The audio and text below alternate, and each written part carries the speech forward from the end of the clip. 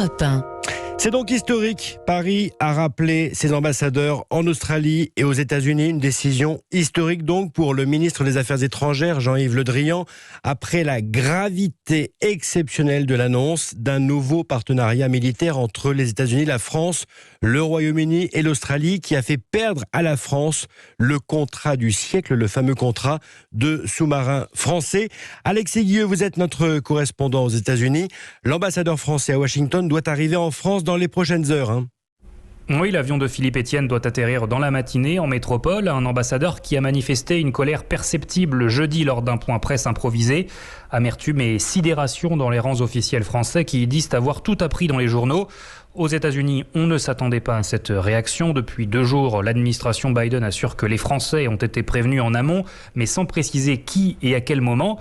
Quelques heures après l'annonce du rappel de l'ambassadeur, un responsable de la Maison-Blanche a dit regretter cette situation. Dans la soirée, c'est le porte-parole de la diplomatie américaine qui a publié un communiqué. Ned Price dit comprendre la position française et rappelle que Paris est un partenaire vital et le plus vieil allié des États-Unis.